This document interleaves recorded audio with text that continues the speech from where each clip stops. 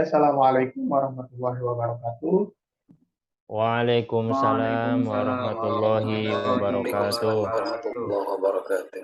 Selamat sore Sobat ASN semuanya. Alhamdulillah di sore hari ini kita akan melaksanakan bincang-bincang talk show terkait dengan upaya penguatan moderasi beragama yang menjadi salah satu program prioritas dari Kementerian Agama Republik Indonesia. Pada kesempatan kali ini kita akan ditemani berbagai narasumber yang luar biasa. Yang pertama adalah Bapak Kurniawan, yang kemudian selanjutnya adalah Bapak Awaludin Ramdan Sujada, kemudian ada juga Bapak Dede Nurul Hamzah, kemudian ada juga Bapak Asep dan Di Mulyana, kemudian ada Bapak Hamdan Yuwafi, dan yang terakhir adalah Bapak Inena Arta.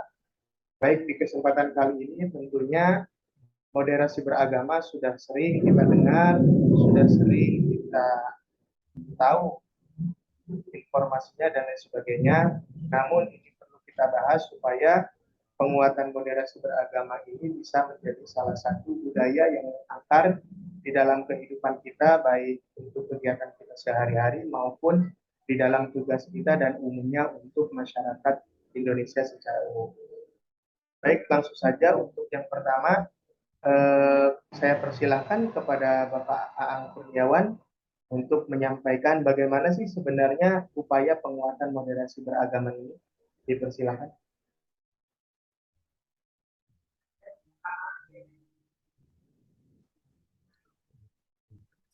Assalamualaikum warahmatullahi wabarakatuh. Selamat sore menjelang malam kepada rekan-rekan semua. Mungkin kalau kita berbicara moderasi beragama, berarti kan kita akan fokus kepada tujuannya sendiri. Di mana kan tujuannya itu adalah untuk menjaga keharmonisan umat beragama antar umat beragama di Indonesia. Lalu tentu dalam penerapannya selalu muncul hambatan-hambatan dan kendala yang akan dihadapi. Apalagi jika kita meruntut latar belakangnya di gagasan ini, yaitu karena munculnya kasus-kasus intoleran yang ada di Indonesia. Tentu hal ini perlu disikapi dan dicari upaya penyelesaiannya, sehingga lahirlah gagasan moderasi beragama ini. Jika kita apalagi kita kan tahu bahwa Indonesia ini kan negara yang beragam dari suku bangsa, agama, dan ras. Dan moderasi beragama ini adalah cara kita menjaga keharmonisan pada bidang agama. Nah, mungkin seperti itu secara gambaran umumnya. Baik, terima kasih luar biasa penyampaian dari Bapak Aang Kurniawan terkait dengan moderasi beragama. Kemudian yang selanjutnya di sini ada Bapak Inena Arta yang mungkin akan banyak menjelaskan terkait dengan bagaimana sih sebenarnya kondisi kita atau fakta yang ada di Indonesia. Ya, terima kasih Bapak Moderator atas kesempatan dan waktunya yang diberikan. Ini saya akan membahas tentang nilai-nilai moderasi beragama ya, secara pendekatan The Whiteheads.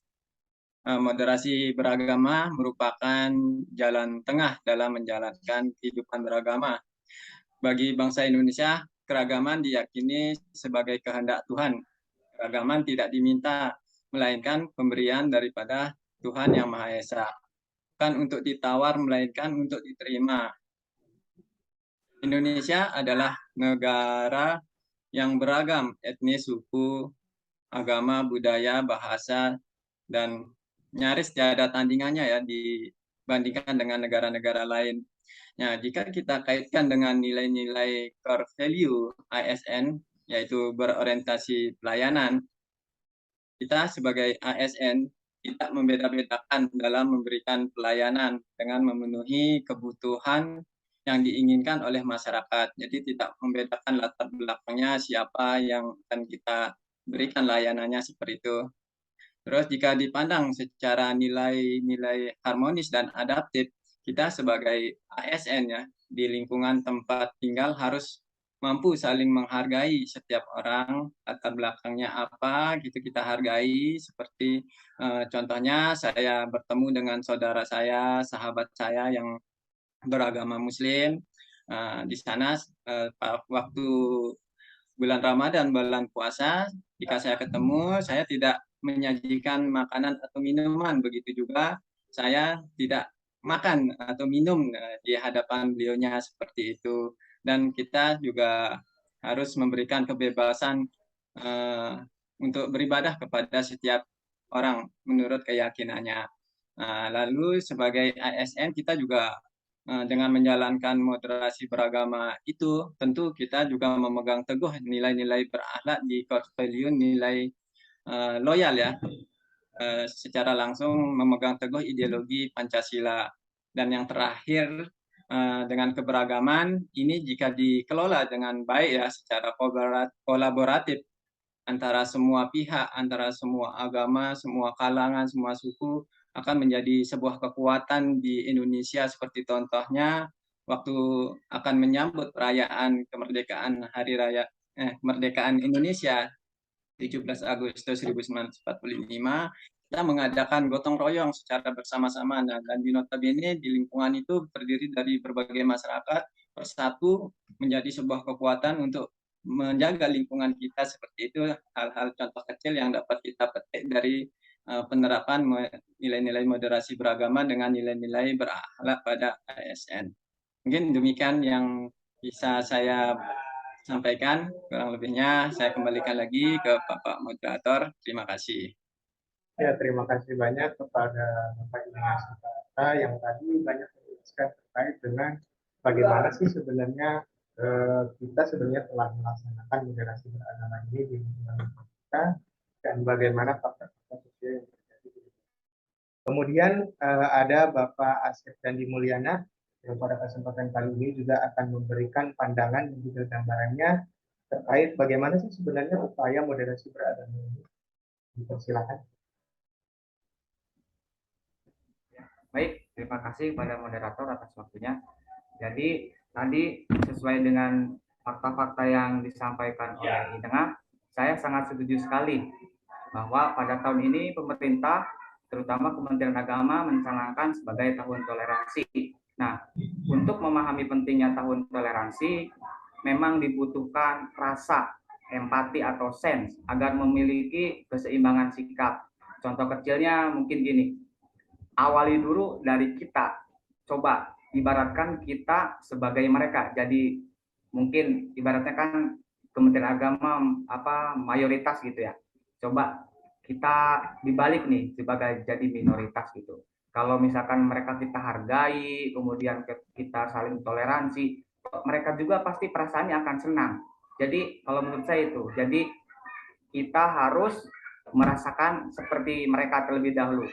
Mungkin itu yang saya sampaikan. Baik, terima kasih kepada Bapak Asep Dandi Mulyana yang sudah tadi menjelaskan dan juga menambahkan poin-poin penting dari upaya penguatan moderasi beragama. Kemudian yang selanjutnya tentunya ketika sebuah program atau upaya itu diluncurkan, pasti kan ada hal-hal yang sifatnya positif dan negatif atau ada nilai bonus dan nilai hambatannya. Nah, saya ingin tahu nih hal-hal yang bisa, kenapa sih pemerintah itu atau Kementerian Agama dalam hal ini ingin bahwasannya upaya penguatan moderasi beragama ini terus dilanjutkan. Saya mau mohon pendapatnya kepada Bapak Hamdan Yuwaki. Dipersilakan. Baik, terima kasih atas waktunya Bapak Moderator. Ya, tentunya moderasi beragama yang dicanangkan oleh Kementerian Agama ini ada maksud dan tujuannya dan sudah sangat dirasakan manfaat positifnya bagi masyarakat Indonesia, terkhusus saya sendiri ya terkait tentang moderasi beragama. Di antaranya yaitu tidak memaksakan agama yang dianut ke seseorang yang berbeda keyakinan. Ini sangat penting sekali karena kita lihat akhir-akhir tahun ini atau di tahun politik banyak sekali yang membawa isu-isu agama ke berbagai ranah, mau baik di politik maupun yang lainnya. juga moderasi beragama ini sangat penting sekali untuk menghargai dan menghormati agama yang dianut orang lain serta tidak mengganggu ibadah yang dijalankan oleh orang lain baik yang berbeda agama maupun yang sesama agama tetapi berbeda furu'iyahnya, tata cara melaksanakan ibadahnya karena berbagai macam pendapat para ulama. Di antaranya hal-hal yang positif ini saya rasakan dari pengalaman kerja saya di KUA Kecamatan Lewiliang Bogor, yang mana yang pertama dengan adanya moderasi beragama ini kemarin ketika Idul Adha yang jatuh antara penetapan pemerintah dengan salah satu organisasi yang berbeda, yang dimana juga di KUA ini juga beragam, ada bermacam-macam orang yang mengikuti organisasi yang berbeda, organisasi keislaman, yang mana juga ada yang berbeda dengan pemerintah, itu tidak mempermasalahkan sehingga saling toleransi. Ada yang menjalankan di hari Sabtu, ada yang menjalankan di hari Ahad, Idul Adhanya itu tidak menjadi masalah. Inilah pentingnya moderasi beragama, ketika saling bertoleransi itu menjaga rasa, menjaga persaudaraan dan lain sebagainya, sehingga tidak timbul perpecahan apalagi di dalam satu unit kerja. Yang kedua, pengalaman saya terkait pentingnya atau manfaat positifnya moderasi beragama ini, diantaranya kita juga saling toleransi dengan yang tadi sesama muslim yang berbeda cara pandang atau berbeda furu ibadahnya, atau juga yang berbeda agama. Contoh misalkan dengan saya dengan Pak Nengah yang kebetulan sama-sama CPNS ditempatkan di Kabupaten Bogor. Ketika saya berkunjung ke Bogor ketika di hari puasa, tidak lantas Pak Nengah langsung menyodorkan bakso ke saya. Namun Pak Nengah dengan sangat toleransi tahu bahwa saya seorang muslim sedang berpuasa, tidak lantas ketika jam makan siang beliau makan di depan saya, bahkan mempersilahkan saya untuk beribadah, untuk sholat duhur dan lain sebagainya, dan tolong menolong satu sama lain walaupun kita berbeda agama. Itulah beberapa terkait hal yang positif terkait moderasi beragama, terkhusus pengalaman saya pribadi. Terima kasih moderator. Terima kasih Bapak Hamdan Yafi yang telah menyampaikan terkait hal-hal positif dari upaya penguatan dalam moderasi beragama. Nah, tentunya ketika sesuatu hal itu ada atau dimunculkan dan ada dampak positifnya, tentu kan pasti ada hambatan dan rintangan dari semua. Nah, saya ingin meminta pendapat dan juga penyampaian terkait apa sih kira-kira yang akan menjadi hambatan atau kendala ketika moderasi beragama ini terus digaungkan seperti itu. Saya mau minta kesempatan dan pendapatnya kepada Bapak Awaludin Ramdan Siregar. Silakan.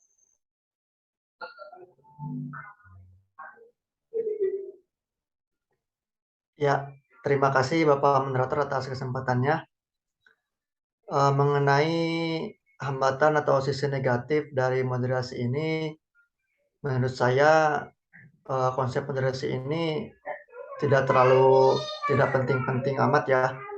Karena kalau seseorang itu paham beragamanya sudah betul, itu harusnya dia sudah moderat, tidak memberikan kebencian atau kerusakan kepada agama yang lain atau kepada sesamanya juga. Nah, kalaupun ternyata ada yang melakukan kerusakan, kebencian dan hal-hal negatif yang lainnya, itu menurut saya bukan agamanya yang bermasalah, tetapi orang yang beragamalah yang memang bermasalah terhadap paham agamanya.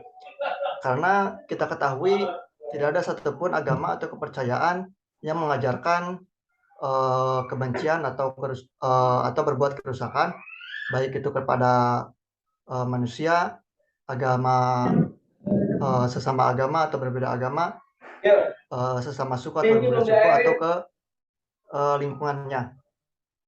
Nah, jadi seharusnya menurut saya yang ditonjolkan ini bukan konsep moderasi, tetapi ajaran agama yang benar, yang betul, yang utuh, sehingga setiap orang yang beragama ini, yang memeluk agama tertentu, itu bisa moderat tanpa konsep moderasi.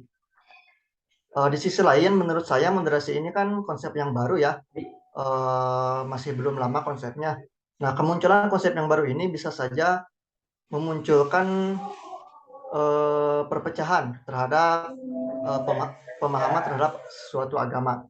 Jadi kembali lagi kepada poin yang tadi, menurut saya yang harus ditonjolkan yaitu pengajaran agama yang benar, yang betul, yang utuh, itu yang harus disebarkan secara masif, terutama oleh para ASN dengan core value-nya berakhlak, sehingga mereka dapat mengajarkan kepada masyarakat yang beragama agar agama yang mereka peluk itu dipahami dengan benar dan dengan utuh. Demikian mungkin yang dapat saya sampaikan mengenai kelemahan, hambatan, serta masalah-masalah yang terkandung di dalam konsep moderasi. Terima kasih. Ya, terima kasih kepada Bapak Muhammad Indra Bersujada yang telah memaparkan tadi terkait dengan masalah atau hambatan ketika kita berupaya terus untuk memoderasi agama. Ya memang pada hakikatnya memang yang namanya agama itu sudah dari sananya moderat. Cuma kadang-kadang cara kita untuk memahaminya, cara kita untuk mengimplementasikannya itu yang harus kita pahami dan harus kita buktikan dalam konsep moderasi beragama. Nah, kemudian saya ingin melanjutkan kepada Bapak Dede Nurul Hamzah terkait bagaimana sih sebenarnya upaya-upaya kreatif atau upaya-upaya yang bisa dimunculkan dalam hal penguatan moderasi beragama dalam konteks mungkin hari ini dan juga di hari-hari yang akan datang. Silakan. Bismillahirrahmanirrahim. Assalamualaikum warahmatullahi wabarakatuh. Terima kasih kepada Bapak Moderator atas waktunya. Kali ini saya ingin menyampaikan bahwasanya jika ditelaah lebih dalam, bahwasanya ada 3 dimensi yang membentuk indeks kerukunan umat beragama. Yang pertama adalah toleransi, yang kedua adalah kesetaraan, yang ketiga adalah kerjasama, di mana 3 indeks ini yang menjadi fondasi sukses atau tidaknya program yang dicanangkan oleh Bapak Menag kita ini. Nah, ini awalnya ini dari 3 indeks ini, yakni apa? Toleransi, kesetaraan, dan kerjasama.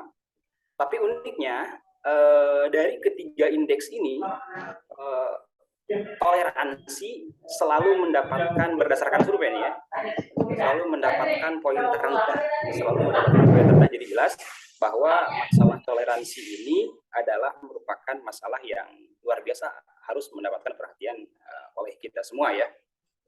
Karena bahwa menurut Menag Yakut ini kan moderasi beragama ini adalah bagaimana kita berperilaku ataupun bersikap dalam bermasyarakat lah, khususnya gitu kan, bagaimana kita membawa agama itu ke tengah-tengah gitu, tidak terlalu ekstrim kanan, tidak terlalu ekstrim kiri, dan juga menganggap bahwasanya semua agama yang ada di sekitar kita itu kita harus istilahnya apa berpandangan positif lah gitu, menghargai perbedaan yang ada di sekeliling kita. Nah itu, adapun untuk solusi yang bisa dilaksanakan adalah yakni dengan cara pengarus utamaan moderasi beragama. Ini kan merupakan program prioritas daripada Menag Yakut ini ya. Kemudian adanya penguatan, harus dilakukan penguatan tentang moderasi dan toleransi, baik itu dilakukan di kampus-kampus, di sekolah-sekolah, di majelis taklim dan sebagainya. Karena program moderasi beragama ini adalah program kita semua, kita juga harus ikut andil dalam program ini. Jadi kita juga harus bisa ikut memberikan solusi kepada pemerintah bagaimana kita menyukseskan program moderasi beragama ini. Sekian, mudah-mudahan ada manfaatnya, kurang lebihnya mohon maaf. Baik, terima kasih kepada Bapak Dede Nurul Hamzah yang tadi sekaligus menjadi narasumber terakhir ya pada kesempatan kali ini terkait dengan talk show upaya penguatan moderasi beragama. Baik, dari kesempatan kali ini tentunya kita telah banyak mendapatkan hal-hal baru, banyak mendapatkan informasi-informasi terbaru terkait dengan upaya moderasi beragama ini. Tentunya apalagi kita sebagai seorang ASN yang mana menjadi role model terhadap publik, terhadap masyarakat, dengan adanya upaya penguatan moderasi beragama ini telah menanamkan nilai-nilai dasar berakhlak diantaranya seperti harmonis, di mana kita harus saling tolong-menolong, saling membantu, dan juga saling menghormati. Kemudian juga di samping itu ada nilai loyal yang mana kita dituntut untuk setia terhadap Pancasila, kemudian undang-undang, NKRI, dan lain sebagainya. Dan kemudian juga upaya-upaya moderasi beragama ini tentunya tidak dapat kita laksanakan hanya dari satu golongan, hanya dari satu daerah, tetapi usaha ini merupakan kerjasama bagi kita dari semua lini. Ibarat sebuah bangunan, bahwasanya kolaborasi dalam hal moderasi beragama dalam suksesnya program ini menjadi tanggung jawab kita, bukan hanya kita sebagai ASN, tetapi juga kepada masyarakat secara umum. Baik, Sobat ASN semua, Alhamdulillah, berarti pada kesempatan kali ini acara talk show ini dirasa cukup dan mudah-mudahan di kesempatan yang lain kita akan bertemu kembali. Sekian, wabillahi taufiq wal hidayah. Wassalamualaikum warahmatullahi wabarakatuh. Terima kasih semuanya. Waalaikumsalam. Waalaikumsalam warahmatullahi wabarakatuh.